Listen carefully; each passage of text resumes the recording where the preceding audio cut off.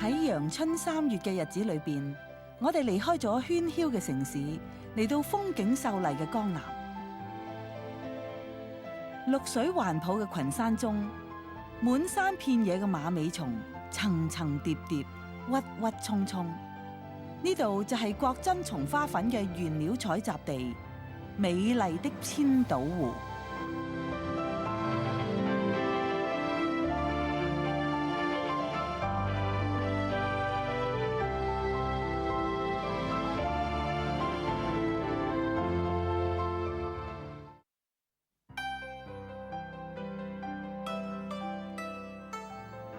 千島湖位於中國浙江省淳安縣同建德市境內。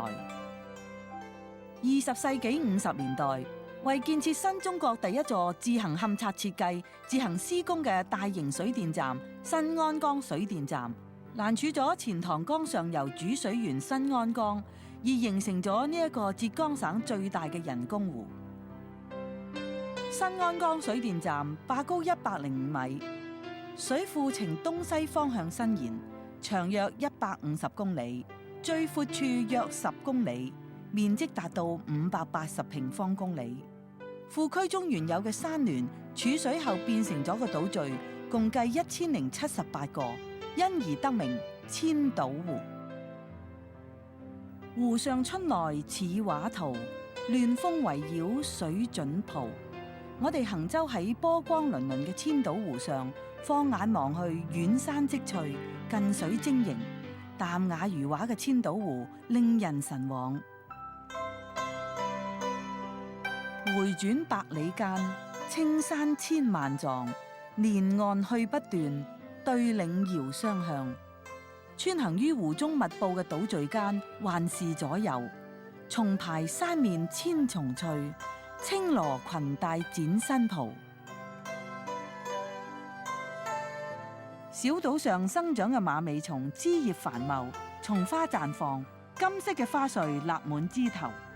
每年4月，馬尾松進入盛花期，沉甸甸嘅花穗含苞待放。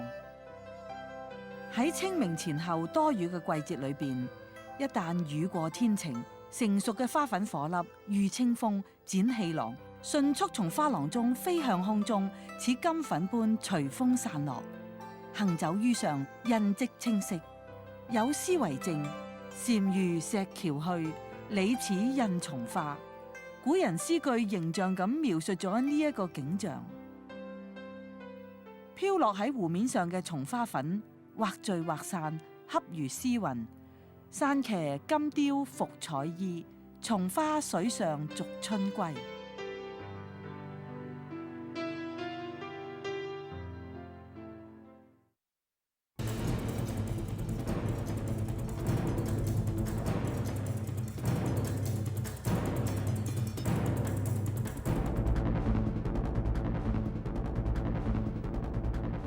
中國古代帝王無不奢望長生不老、萬壽無疆，因而凡有強身、補氣、益壽延年等功效嘅藥材，均奉為上品，編輯在冊。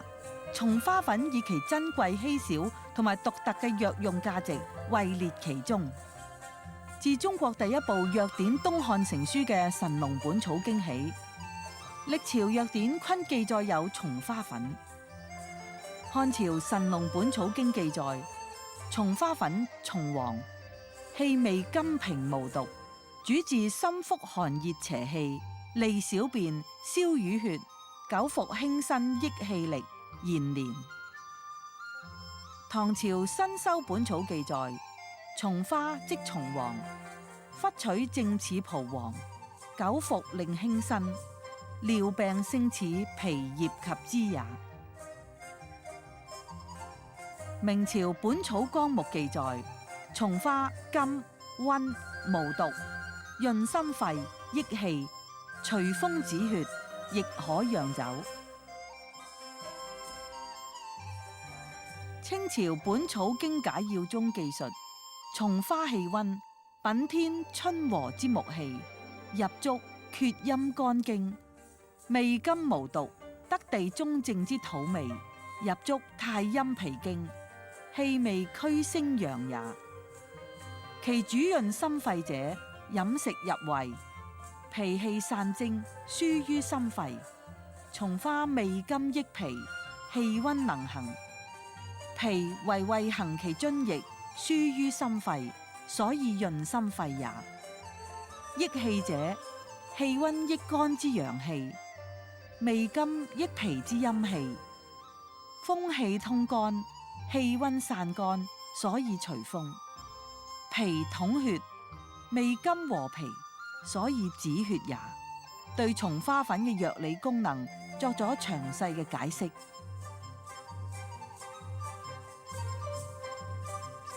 唐朝《莊劉記》同《嶺表錄異》兩書中都記載咗呢一個傳說。晉代白州雙國山下有一井，凡吸飲此井水者，家中生女多俊美。其因乃井旁歲歲松花開放，花粉落入井中，產生奇特嘅美容功效，故稱美人井。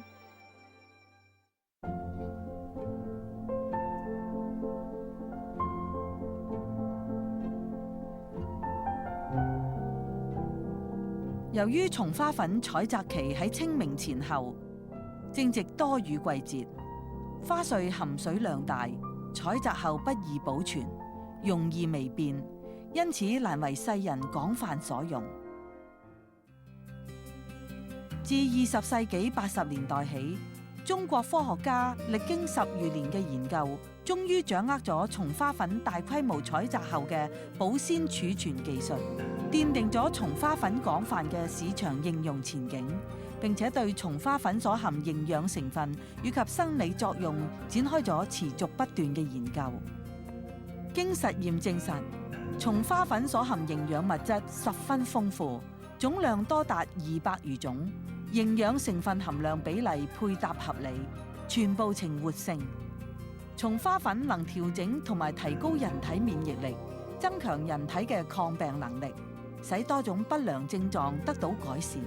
經中國水稻研究所對29種農藥殘留物檢測，作為風梅花粉嘅松花粉係無公害嘅保健食品源。1985年，松花粉收入中華人民共和國藥典。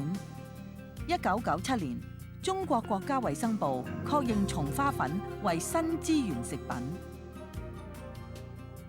中國著名營養學家于若木女士親自為國珍松花粉題詞，上帝賜俾人類嘅保健珍品。據史料記載，松花粉藥食兼用嘅歷史已經有2400多年。中國民間稱松花粉為益壽粉。每年清明時節，當地百姓採摘松花粉蒸糕、做餅、釀酒，文人雅士多有寫照。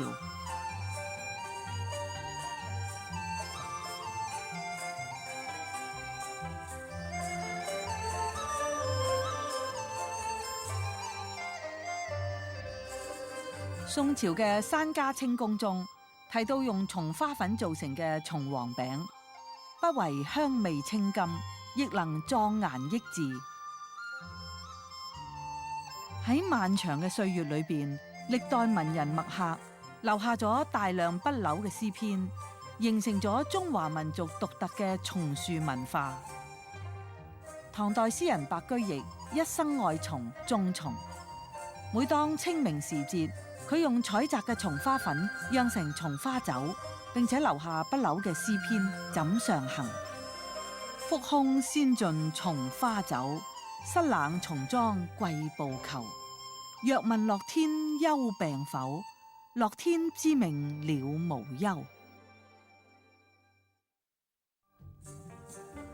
宋代詩人蘇東坡不僅親自採花粉作松花餅，仲寫咗一首松花歌。一斤松花不可少，8兩蒲黃切莫炒。槐花杏花各5錢，2斤白蜜一起倒。吃也好，肉也好，紅白容顏直到老。到咗明代，松花粉作為山珍，成為地方官吏進獻朝廷嘅貢品。據《明公史》記載，天壽山守備太監凡每年清明親率國長印來京，就添土木，每歲辦進松花、黃連、茶、核桃、榛、栗等果，可見松花粉藥食兼用嘅歷史源遠流長。清朝人黃士雄造詩一首，讚嘆松花粉具有神奇嘅保健作用。長生不老有新方，可惜今人卻渺茫。世將松黃勁曲倒，朝朝服食保健康。傳統使用嘅花粉大多係通過蜜蜂採集嘅，被稱為松梅花粉。松梅花粉嘅花園多樣，成分複雜，品質易受農藥殘留物同埋蜜蜂自身分泌激素以及其他自然因素嘅影響。松花粉屬於風梅花粉。松花粉喺自然界中好少受到昆蟲嘅侵擾，無污染、無毒副作用，經過人工採集，確保花園單一、品質純正。國珍松花粉採自海拔1100至1500米嘅馬尾叢林。馬尾叢雌雄同株，呢一棵係典型嘅雌雄同株，外面係雌株，裏邊係雄株。花園基細胞從前一年10月開始萌發，到咗第二年春天長出花粉穗。花穗由細到大，顏色由青轉黃。成熟後嘅花粉以風為媒，使到雌雄細胞相會，以後月下過冬。13個月後先正完成受精過程。受精後嘅卵細胞繼續發育，直到第3年嘅9月先能夠長成一顆種子，前後歷時28個月。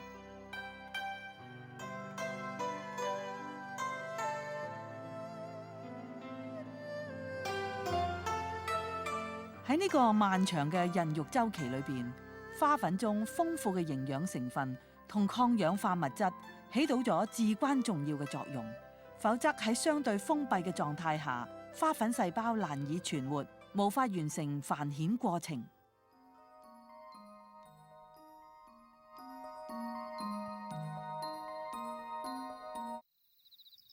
正是江南好風景，落花時節又逢君。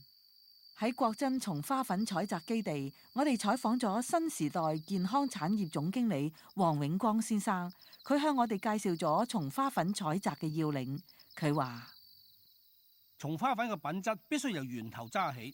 松花粉嘅採集呢，必須要掌握3條嘅基本原則。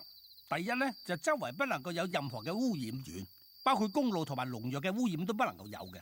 第二就係要嚴格咁掌握嗰啲採摘嘅時間，好似呢一種。仲未到採摘嘅時間，佢嘅營養成分仲未全。嗱，呢一種咧已經過咗採摘嘅時間，產量好低。好似呢一種就比較適合採摘啦，佢嘅產量高，營養成分又全。第三就係採摘人員必須嚴格咁按照新時代規定嘅採摘標準嚟進行採摘，佢哋嘅穿戴同埋用具都必須符合我哋嘅要求，先至可以進行採摘嘅。只要咁樣，先至能夠保證松花粉嘅品質。松花粉係裸子植物，係馬尾松嘅雄性生殖細胞。松樹具有嘅長壽基因、抗嚴寒、耐矽薄嘅優秀品質，都凝聚喺花粉中，代代相傳。松花粉嘅營養成分，既存在花粉顆粒內，又存在花粉壁上。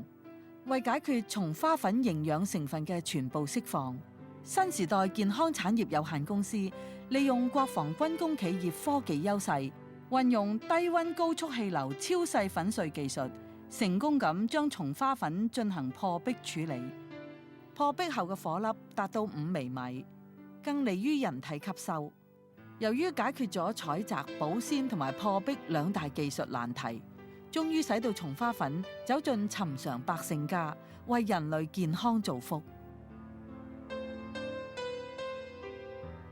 喺千島湖中有一個形似金龜嘅小島，叫金龜島。島上只有一棵馬尾松獨樹一幟，被稱為迎客松。每當雨季來臨，小島被水淹沒多達80餘天。當水退之後，馬尾松依然樹幹剛勁，枝葉茂盛，表現出頑強不屈嘅生命力。